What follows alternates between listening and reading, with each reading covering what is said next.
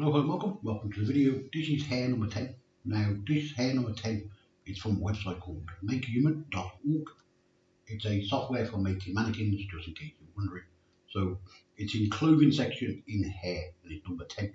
So it says here the date of creation, the 1st of the 4th 25. Date down here, female blue hair. It's made by, I think it's Trish Mesh, and you can read the rest of it here. Down here is the license type is a CC by Creative Community Attributes. I don't know what that is. I really don't. So as I said, I tell you if I know what it is. If I don't, I'll just tell you I don't know what it is. So what it actually is, I don't know. So anyway, the person themselves, they're actually sharing it's like a ponytail, except you got two ponytails on the side of your neck. So I'm looking for some hairstyles for a young character. Her name's Emma, 1 year old, for Red Bandali. I'm looking for all different hairstyles through the game world. So I'm looking to customize my character. Now, you get a couple of different files here. So the most important part here is the OBJ.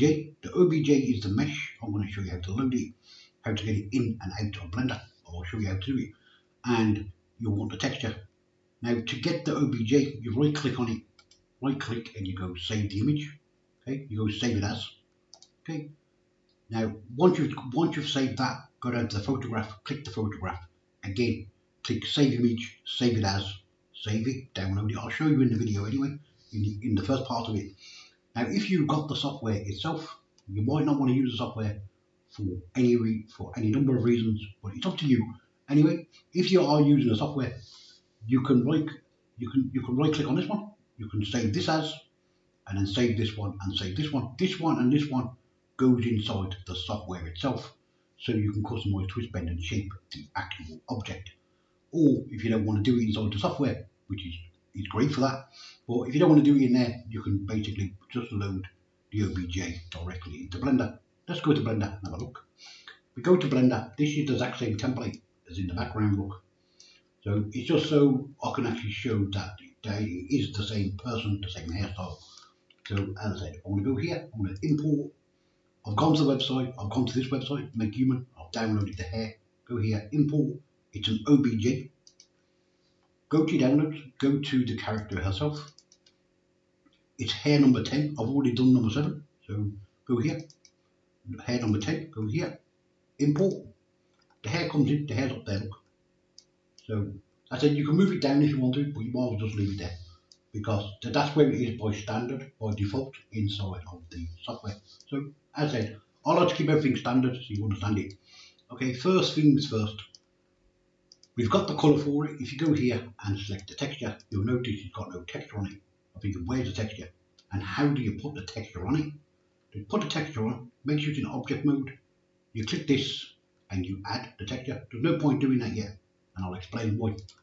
Click the mesh, go to UV map. But when you download the model, it doesn't come down with a UV map. Leave it where it is. Just grab this, pull it over slightly. Go here, go new. If you want to give it a name, you can give it a name. I want to call it UV. I want to call it as simple as that. Okay, I want to do a 32-bit and I want to tile it. I want to change the black to white. I want to go here, save it. Use the mouse, scroll down, and you'll see this. So why did you change it from black to white? Okay, the black to white is an alpha channel, that's what it is. If you go over here, I'll explain the reason for it. When you go here and select all of it, it draws the shape onto the background, like that. If you draw that mesh onto the black background, you can't see it. So obviously it is there, but you can't see it. So you might as well put it on a white background so you can actually see it.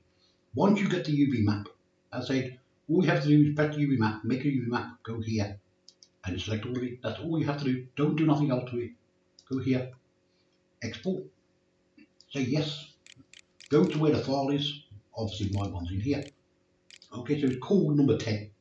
Now what I want to do, I'm just going to go to the end of here. I want to get rid of that. I want to put underscore UV, because that's what it's called. So yeah, leave it like that. Now we've got the actual UV map for it. You can do it in this mode. I tell you, just go to layer mode, because you can actually see better. Look at it, click it, come over here, scroll down, see a checkerboard, press the checkerboard, go here, press the shield, go open, go to your downloads, go to wherever the download is, So go to your downloads, look for the UV map. If you can't see it, you can press the photos, and then you can see it like that, and you can see the photograph. So it's looking for the checkerboard, you're looking for the black and white one. Say open, it loads in here, black and white. Go to this one is your photograph, even though it says material. Press photograph, go here, new. We're not creating a new one, just press that and you'll open the actual material. Just tick the box, if you want to name it, you can. Ideally you'd call it hair 10, but it doesn't matter, you can just leave it. Press the yellow dot, go to image, go to open, go back to the same file. If it doesn't go to the same file, it will do, but if it don't, just go back to your download, open the file up, and you're looking for the one with the colour on it. You're looking for the photograph, that's what you're looking for. Go here, load it, put the hue on it. Notice now it's changed, and now it looks nice. I think pretty cool. Now, if we want to, we can just export it as it is. Now, if you wanted to do that, I'm just going to show you. You can go here. Make sure you click on the actual hair. Go here, export, OBJ. It's the same file. Download. Okay. Go into the contribute number 10. It's this file here. Look. I'm going to click on it and I want to go delete. Just so we copy the name. Go here, here, here.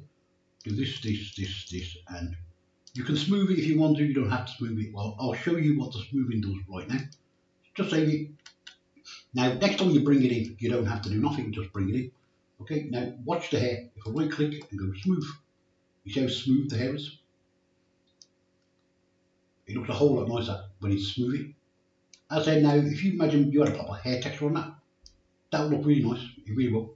And it doesn't matter what hair texture now you put on that, because we've got a UV map on it, it will automatically map it to the hair. So I recommend that you kind of go on the internet, go to Blender if you want to, type in hair, and then just drag it and drop it onto the hair until you find a nice hairstyle that you actually like. And then of course, if you like it, go back over here, export, go back to export it to whatever you want. So let's say you want to export to OBJ, go back to here. Now, but I'm going to tell you this, when you export it, let's say to the OBJ, you delete the OBJ part. Don't delete this one. This one is the color map, is the color of the actual object. Don't get rid of it. Wherever you put this, put that with it. Okay, just go OBJ, delete it, and say yes. So you see the color map here is here, look, the color map. Don't get rid of it, just keep it. Okay, now what I do, this is what I do for nice, easy convenience. I go over here and I copy the name. Now, because if you watch my video, you know I do this all the time. I go here, I'll go export as Colorado, go to downloads, go back to contributor, number 10.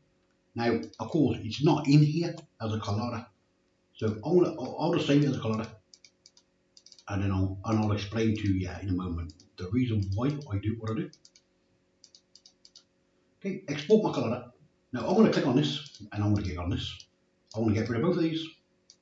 Okay, first I'm going to import my OBJ, the one we done first, just to show you that it works. Click this one.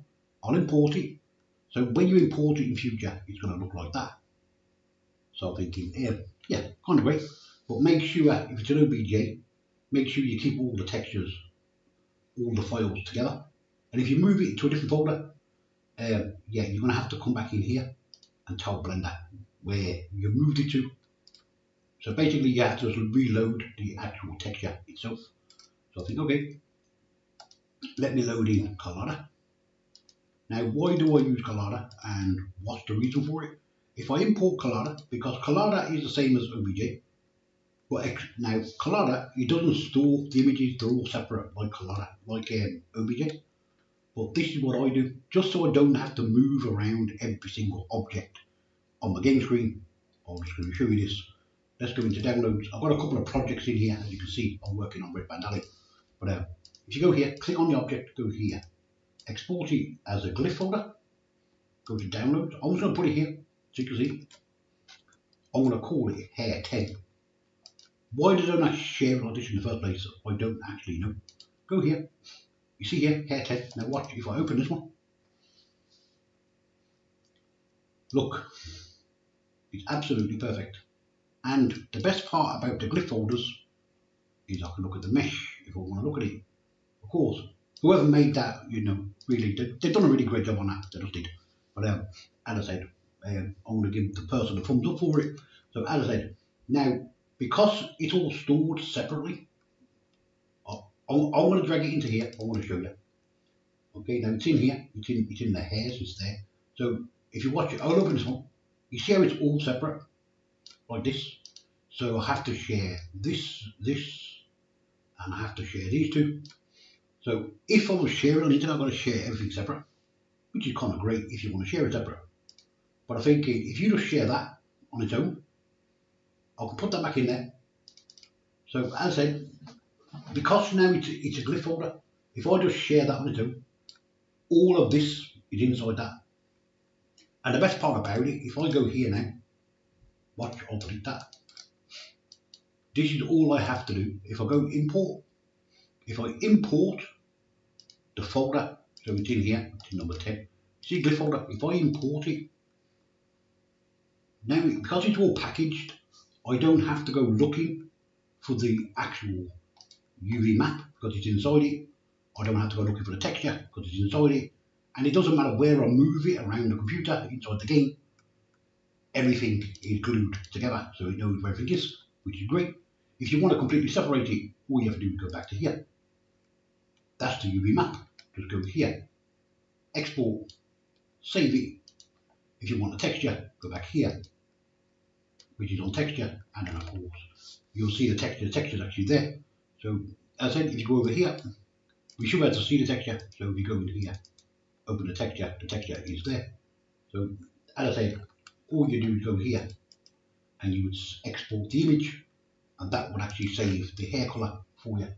So as I said, it's entirely up to you how you want to go about doing it. But of course, again, as I said, the color is there. Look, you see the background, but because we've got the mesh over it, you can't see it. But the hair is actually behind that. It's behind that as well. Look. But anyway, so if you save it out, you'll get the hairstyle. That's what you'll get. But anyway, nice, easy, and simple. So that's how to basically. So the first video shows you how to go and get the folder, and the second video shows you how to kind of how to kind of export the file. So now what I can do here, just before I finish the video, and I will show you, I can zoom out, I can bring in, I'll go to Colada, I'll go down to my D drive, I'll go to here, I'll look down the list, loading Emma, I want to load her in which is age 12, because I've got an age 12 and age 1, so I'll bring her in which is age 12, give her a second, she's down there, look. You see the size of the hair, you're thinking, wow, that's massive. Click the hair, go here, object, set origin to geometry, drag this all the way down to Emma. Now of course Emma was made in the same software. Of course, in the proper full version of Emma, the real version out of the software, she would probably actually stand inside the hair perfect. But because I've scaled her, now I have to scale the hair. Like this, so you scale it down, don't turn it upside down, go over here, undo it. Just go inside the circle, scale it down. Because at the moment she's got the makehuman ponytail, which I think is kind of great, but when you're kind of close to her, yeah, it doesn't look too great. So just turn to the side, grab the hair, move it over to your character, drag it up. And I can see what Emma looks like with a nice bit of blue hair on her. So I think we just turn around, just snap this into the centre of there. As I said, it's all about just tweaking it slightly to kind of fit your character. So let's make it a little bit bigger. As I said, I don't want it too big. And of course, I'll actually hide the other hair as well, so we can kind of see. Of course, the ears. If you look at the hair, you see how the ears are here, and obviously, because don't forget, it's not really for my character, so I'm thinking let's scale it a bit.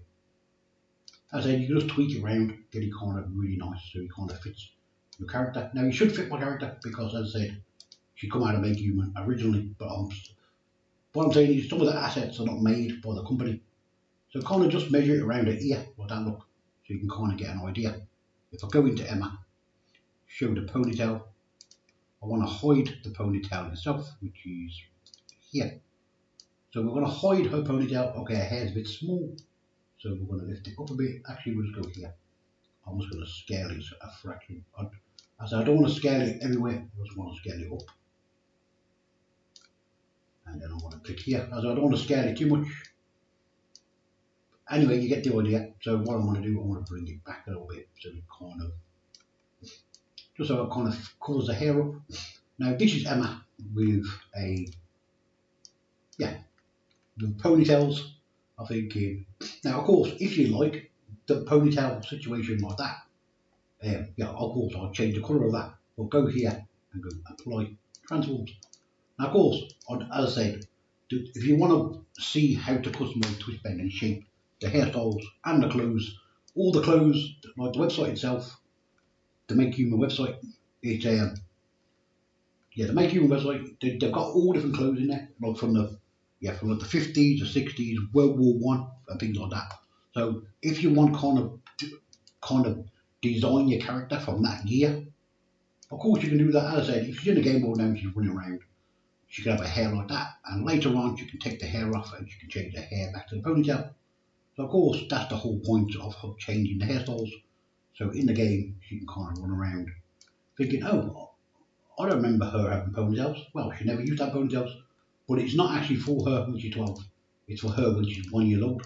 So as I said, it doesn't really matter which character I put it on. So yeah. Anyway, it's up to you how you want to go about doing it. So this is Emma, and that is another asset from makehuman. Again, as I said, it's up to you whether you want to go to the website or not and look at the artists, look at the items, and yeah, see what you can do with them. Anyway, as you say, thumbs up, thumbs down, subscribe. Don't subscribe, come back and watch some more content. As I said, I'll be showing you all the tools in Blender, so I'll be showing you how to customize, twist, paint and shape them, and later on we'll put the hair on the character like that, because he doesn't have a skeleton. So as I said, if we go back in here, hide the ponytail, what we can do, we can add a skeleton inside the hair, and we can move the hair around, make it look like it's been blown in the wind, something like that. As I said, it's up to you. First of all, I need to sort out the texture because it needs a better texture on that. But apart from that, it's perfect. But anyway, as you say, thumbs up, thumbs down, subscribe, don't subscribe. Thanks very much. And don't forget to go and look at the other link. Thanks very much. See you soon.